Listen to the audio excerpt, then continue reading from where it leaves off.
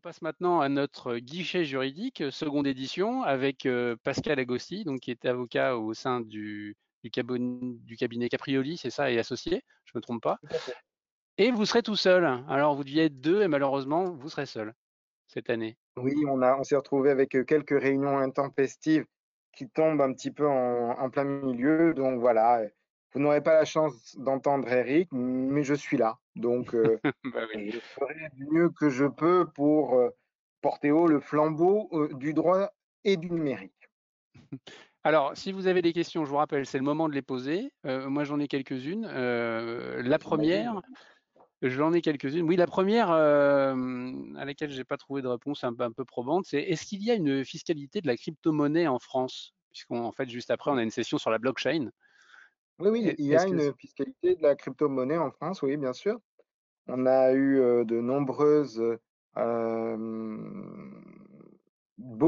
beaux FIP qui sont venus intégrer la vente, l'achat de crypto-monnaies via des plateformes. Effectivement, oui, oui, ça on se retrouve effectivement avec la notion de crypto-actif et de crypto-monnaie qui est intégrée, dans la doctrine fiscale. D'accord. Et alors, pour rebondir encore, pour rester sur la crypto-monnaie, j'ai lu aussi qu'il y avait un projet de règlement européen, Market in Crypto Assets, MiCA, ça vous parle? Oui, oui, le Qui projet de règlement MiCA, oui. Oui, et ben alors justement, est-ce que vous pouviez, parce que l'entrée en vigueur du texte, a priori, c'était 2024, Ouais. mais alors je vous avoue que j'ai pas tout compris. Est-ce que vous pouvez nous en dire plus sur ce sujet? Ou est-ce que là, c'est une Bah, question écoutez, un peu tordue?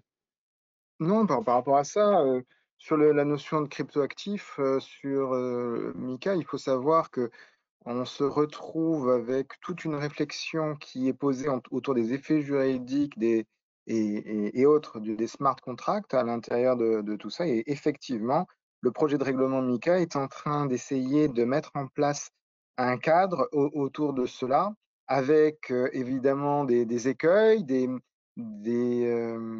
façons, des opposants à ce projet de règlement qui considèrent d'ailleurs que le projet de règlement en tant que tel, tue l'initiative, commerciale. Donc le projet de règlement MiCA qui est là pour encadrer les cryptoactifs, effectivement, est quelque chose qui est, au centre de bien des discussions actuelles, oui, tout à fait.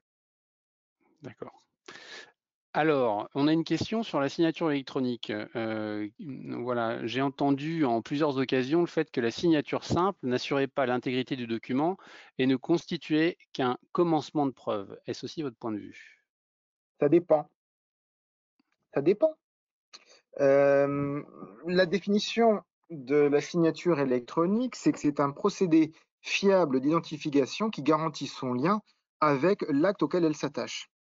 La garantie du lien avec l'acte auquel elle s'attache, c'est la notion même d'intégrité.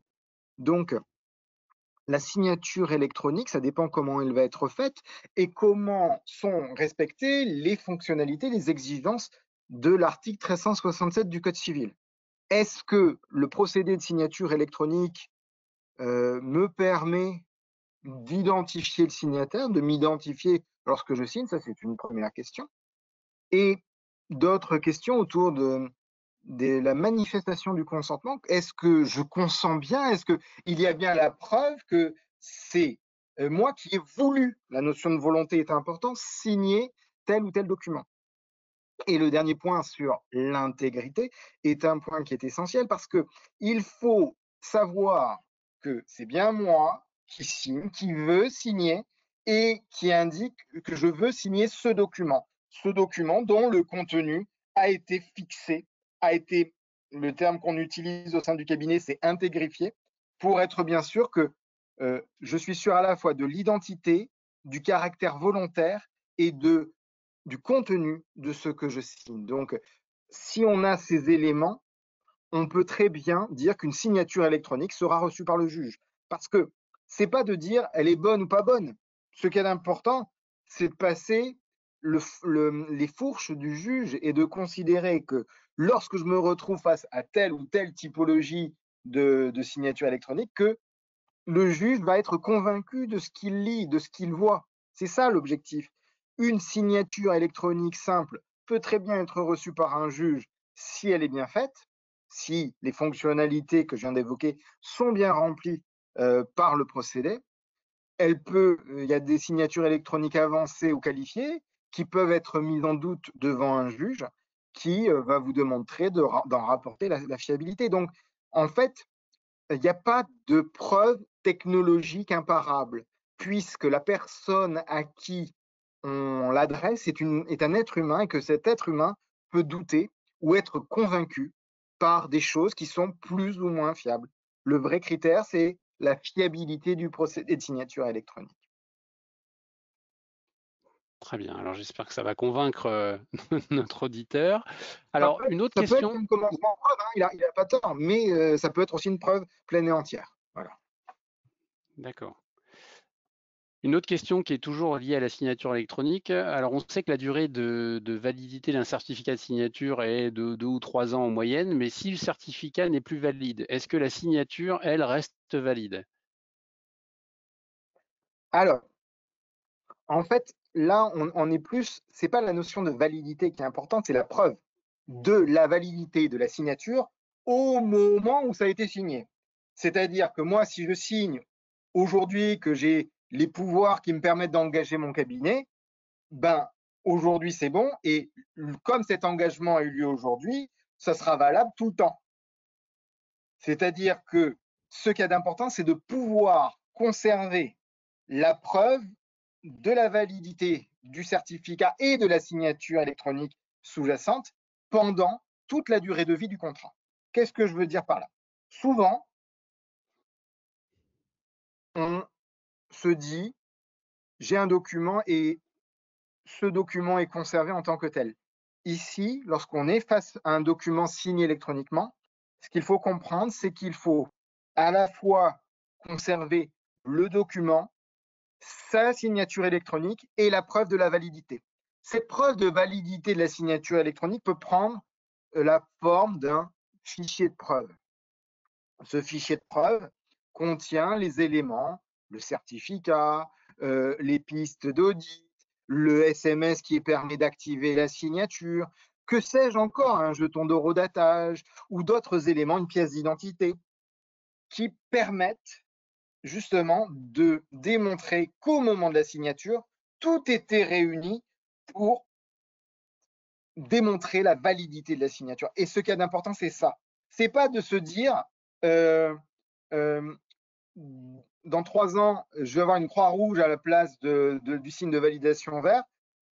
Si on se retrouve par rapport à ça, c'est sûr que si on n'a pas préparé en amont la phase de la conservation des documents signés électroniquement et de la signature intrinsèquement, qui doivent être dans le même endroit souvent, mais ce n'est pas toujours le cas d'ailleurs, ça peut arriver, eh bien, si on n'a pas préparé ça, on peut se retrouver non pas avec un problème de validité, mais un problème pour rapporter la preuve de la validité. Donc, le critère, il est là. C'est la notion de preuve qui est importante. Et comme vous l'avez entendu, depuis que je parle, je n'ai pas de... Ce que je dis, c'est surtout la conception des cinématiques de signature qui doit être pensée en amont. On ne doit pas s'arrêter au moment où le document est signé. On doit penser quand est-ce que je peux en avoir besoin. Et ça, c'est le plus important. Quand est-ce que je peux en avoir besoin, sachant que on peut se retrouver pour certains types de contrats avec une zone de risque judiciaire qui figure dans les 3 ans. Je pense au contrat de crédit à la conso. Souvent, on se retrouve avec quelqu'un qui paye les 5, 6 premières mensualités et puis après qui oublie, enfin, qui ne peut plus. Et dans ce cadre-là, on voit que le besoin de rapporter la preuve du contrat signé électroniquement, c'est sur les 2, 3 premières années. Mais vous pouvez avoir aussi d'autres actes où c'est dans le temps que ça se gère. Donc, la dématérialisation, la digitalisation est une respiration. On inspire, ça veut dire que l'on établit l'écrit signé électroniquement, et on expire, ça veut dire que l'on archive, c'est la phase d'archivage. Et comme vous le comprenez, si je ne fais qu'inspirer, au bout d'un moment, je n'arriverai pas à respirer. parce que bon, ça va que dans un sens, il faut aller dans les deux. Et quand je tousse, c'est qu'il y a un contentieux dans les parages. Donc D'accord. voilà, Alors, il faut comprendre ça comme ça, hein. OK, alors il y a une auditrice qui réagit, à cette question en disant: «Donc un rapport de validation d'une signature basique de contrat non horodatée fait foi?» Point d'interrogation. Faudrait l'avoir. En fait, ce qu'il faut comprendre, c'est qu'il y a rien qui fait foi ou qui ne fait pas foi. C'est pas je suis pas normand du tout dans mes origines, mais je suis obligé de nuancer. Je vous explique pourquoi. Le rapport en tant que tel, le rapport de validité ou quoi que ce soit, doit permettre d'être un élément de preuve de nature à convaincre le juge. S'il est bien fait et s'il y a les éléments de nature à le convaincre, ce rapport, même non horodaté, pourrait avoir une valeur. Je ne sais pas. Je ne sais pas. C'est en fonction de cela. Moi, ce que je peux vous dire, c'est que dans ma pratique, et je travaille avec mon associé Hélène Choukri, qui s'occupe plus spécifiquement du contentieux, ce que l'on demande par rapport à ça, lorsqu'on a des litiges qui portent sur la signature électronique, et on en a une papardelle. Il y en a beaucoup, beaucoup, et il y en a de plus en plus. Les litiges sont de plus en plus compliqués, avec des questions qui sont en train de dériver sur la notion d'archivage, sur la lettre recommandée, sur la rétractation. Donc, c'est un régal pour un avocat, vous imaginez bien, et un avocat spécialisé dans le numérique. Donc, je reviens à ce qu'on était en train de se dire. Ce qu'on demande par rapport à ça, c'est la preuve de la fiabilité des pratiques du prestataire qui fait ça, si c'est un prestataire externe notamment, ou la preuve avec des audits qui seraient diligentés lorsque le procédé est en interne, avec la question qui reviendra, peut-être l'aurez-vous, sur le fait d'être jugé partie. Donc, attestation de fiabilité, souvent cette attestation de fiabilité des pratiques est délivrée par l'ANSSI, lorsque c'est un prestataire qui a décidé de se soumettre, entre guillemets, auprès du régulateur français, mais vous pouvez avoir d'autres attestations de fiabilité pour le Luxembourg, l'Allemagne, l'Italie, etc. Et je commence à avoir des attestations venues de ces pays qui euh, commencent un petit peu à s'égrener sur le marché français. Et c'est tout à fait normal. C'est l'effet du règlement IDAS qui permet d'assurer l'interopérabilité de certains types de signatures électroniques, les signatures électroniques qualifiées. Ces signatures électroniques qualifiées s'appuient sur un prestataire de service de confiance qualifié. En gros, l'attestation de fiabilité du prestataire de service de confiance qualifié est quelque chose qui peut être utilisé pour démontrer la fiabilité des pratiques un peu partout. Je ne vous parle pas de signature électronique qualifiée, je vous parle juste du fait que le prestataire est lui-même qualifié. Mmh. Voilà. Alors on reste sur la signature toujours. Pardon, Ce que je disais pardon juste, c'est Pascal. qu'après, il y a donc cette attestation de fiabilité, il y a aussi une attestation de preuve qui, elle, est liée au contrat signé électroniquement. Et là, on essaye de conserver on explique en bon français, c'est important. Souvent, je me retrouve avec des attestations qui sont incompréhensibles pour un juge et où on dit quelle est l'identité du signataire, quand est-ce que ça a été fait, quel est le document qui a été signé, par quel moyen, où est-ce qu'il est archivé, etc., etc. C'est ça qu'il faut. Et il faut, après, une attestation, disons que moi, prestataire de services de confiance, je vous garantis que tout ce que je vous ai dit est vrai. Voilà. Et les attestations dont vous parlez qui sont pas en bon français, c'est-à-dire qu'elles sont en quoi? Elles sont incompréhensibles de quelle manière? Comment elles se C'est présentent? tellement technique que c'est incompréhensible. J'ai quelques jurisprudences qui réfutent, qui ne donnent pas foi, pour reprendre la terminologie de notre auditrice, qui ne font pas foi du D'accord. contenu, qui sont dans ce cadre-là repoussés en tant que preuve par le juge. Donc c'est pour ça que mon propos, c'est de dire, il y en a qui peuvent passer, d'autres pas. L'important, c'est de bien se mettre en tête que le bon gradient, c'est le juge. Hmm. C'est-à-dire que si le juge est apte à comprendre, ça passera. S'il n'est pas apte à comprendre, ben, vous pouvez faire ce que vous voulez, il n'acceptera pas quelque chose, même si vous faites une Rolls de signature électronique, que c'est nickel. Si le juge ne le comprend pas, il ne fera pas droit, parce qu'il Très ne bien, comprendra pas. C'est le bon gradient. très bien.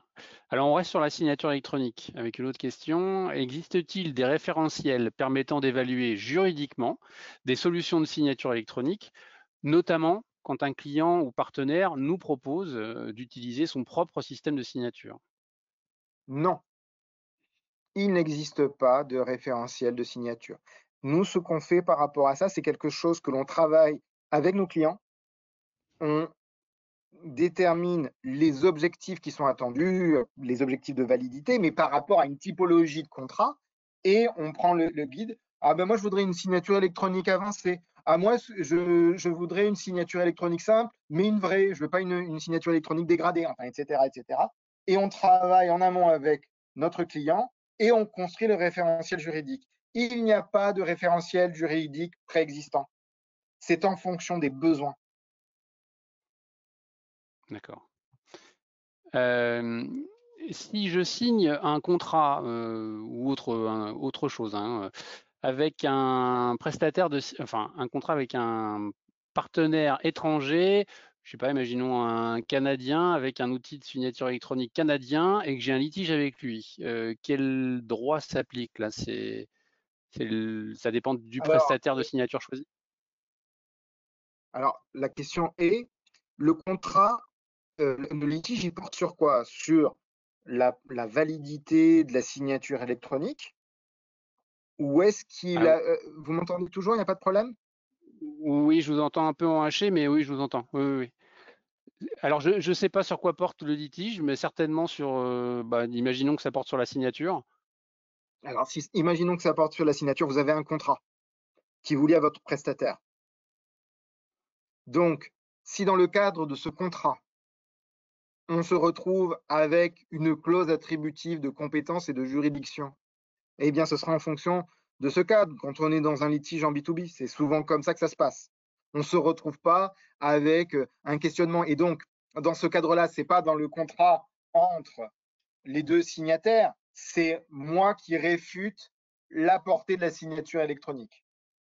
Donc, soit c'est réglé si c'est par rapport à la validité de la signature électronique, soit c'est réglé dans le contrat qui me lie au prestataire de service de confiance. Ça peut être un contrat si je mets en place le procédé de signature, mais ça peut être aussi le fait de se retrouver avec des CGU, des conditions générales d'utilisation, en tant que simple utilisateur d'un procédé de signature électronique.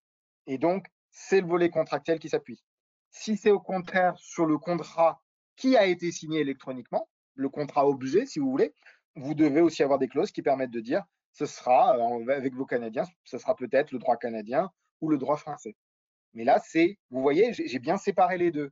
Il y a un silo qui est sur la validité de la signature électronique et un autre silo qui est sur le contrat qui a été signé électroniquement. D'accord. Alors là, on va passer à une question sur plutôt orientée archivage électronique. J'ai Mhm. découvert que les courtiers en assurance devaient conserver pendant 2 ans, depuis avril dernier, les communications téléphoniques avec leurs clients et prospects. Est-ce exact et est-ce que ça implique la mise en place d'un SAE? Alors, ce que ça implique, c'est de pouvoir rapporter la preuve de l'enregistrement. Ça n'implique pas la mise en place d'un SAE. Ça peut être une bonne pratique. Et dans ce cadre-là, il faudra déterminer ce que l'on conserve, si c'est une empreinte ou quoi que ce soit. Une empreinte de l'enregistrement et pas l'enregistrement en tant que tel. Tout est envisageable. D'accord. Mais effectivement, il faudra conserver. La preuve, c'est ce qui est écrit dans ce décret, effectivement. Alors une autre question, alors plus une validation par mail est-elle valable ou recevable devant un juge pour Un juge. accepter une mission, un juge aussi, oui, voilà, un juge pour accepter une mission, une intervention, enfin ce que vous voulez pour accepter que ce soit des travaux ou une mission. Une Oui, validation écrite par mail sans signature électronique, hein. oui. On a de la jurisprudence qui dit ça, qui a de ça 2, 3 ans. C'était sur une expertise, sur le recours à un expert comptable. Et où il y avait eu qu'un échange de mails, il avait commencé le boulot et où on avait considéré que le passage par mail était suffisant, qu'il n'y avait pas forcément besoin d'une signature électronique. Après, ça va dépendre. Lorsqu'on est dans un cadre B2B, ce qu'il faut comprendre, c'est que la preuve est libre. C'est-à-dire que ça va être en fonction du contexte que l'on considère si on a ou pas avancé. Donc, si vous avez un échange qui est fait comme ça avec le devis et que juste après, le client commence à poser des questions et avance, on considère que c'est validé. Sauf si Très on bien. écrit dans les mails, attention, je considère que ce n'est pas validé. Oui, effectivement. Alors, une autre question alors, qui n'a plus rien à voir. On en a déjà parlé ce matin, mais certainement, voilà, les personnes n'étaient pas là. L'ID Wallet, la carte d'identité électronique européenne, c'est Alors, pour quand attendez, ID Wallet ou la carte d'identité électronique? alors, bah, les deux. Les deux, visiblement, parce que ou D'accord. alors il y a confusion entre les deux. Peut-être que vous pouvez nous rappeler la différence entre les deux. Ah ben, l'ID Euh, Wallet, c'est dans la proposition de règlement IDA, c'est tout un travail qui est en train d'être fait. Et la carte nationale d'identité électronique, elle fait l'objet d'un décret et d'une directive. Et donc, il y a deux corps de règles qui sont distincts, avec la possibilité d'une adhérence entre les deux textes, mais c'est pas automatique. C'est pour ça que je posais la question. d'accord. Alors, bah, peut-être, je sais pas, peut-être peut-être une précision. En attendant, alors la carte d'identité européenne électronique, carte d'identité Carte électronique. nationale d'identité électronique, Ouais, oui. électronique, ouais. A priori, c'est pour quand? Et qu'est-ce que ça permet? Quelle sécurité ça Alors, apporte? la carte nationale d'identité électronique française, hein, Ouais, c'est ça, hein. oui, oui. Alors, la carte nationale d'identité électronique française, je pense que je l'ai. Elle est là. Elle est là. Avec la puce derrière. Pour l'instant, la puce, je ne sais pas trop ce qu'il y a dedans. Je ne vais pas vous mentir. Enfin, si, il y a des éléments qui sont uniquement accessibles aux autorités. Par contre, ce qui est en train de se passer, c'est que il y a un décret qui est arrivé il n'y a pas longtemps et qui modifie le périmètre et qui doit permettre, dans les quelques temps qui viennent, d'assurer justement une identification électronique. Ça va s'appeler le SGIN. Ça remplace Alicem. D'accord, oui. Donc, SGIN, c'est alors, peut-être qu'il y a quelqu'un qui reprendra un petit peu derrière moi. C'est le système général d'identité numérique. Je peux me tromper, ou le système général, enfin voilà.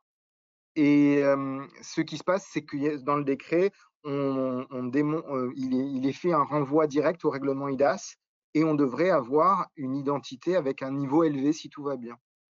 Oui, Donc, service de qu'est-ce que garantie d'identité numérique. je tiens à remercier et à m'excuser de mon imprécision. Donc, voilà. Et effectivement, dans les prochains mois, prochaines années, on va se retrouver avec une identité électronique qui sera conservée là-dessus, qui pourra être utilisée pour des échanges électroniques. En tout cas, c'est ce qui est envisagé. D'accord. Et donc l'ID Wallet européenne, là, c'est encore autre chose, qui n'a rien à voir. L'ID Wallet, c'est encore autre chose. Là, c'est le fait d'avoir un portefeuille qui permet d'avoir des identités numériques publiques ou privées avec des périmètres différents, des certificats, ce que vous voulez, mais si vous voulez, c'est votre trousseau de clés numériques, de clés d'identité numérique. C'est plus ça. D'accord. C'est pas la même chose. Vous voyez le distinguo que je fais? Oui. Oui, oui, complètement. Et En donc, fonction des contextes, en fonction des périmètres. ça fait partie de la V2 du règlement IDAS. Voilà, et qui évolue en ce moment même. On se D'accord. retrouve avec des exigences qui n'étaient pas prévues ou des retours de choses, des articles qui sont réintégrés. On devrait avoir quelque chose de définitif en 2023. Pas 2022, 2023. normalement c'était parti pour 2022, mais là on est sur 2023. Parfait. Bah, écoutez, nous allons attendre 2023 pour en savoir plus. Alors, écoutez, notre guichet juridique se referme là. Peut-être vous avez quelque chose à ajouter sur l'actualité du cabinet, sur des... Non?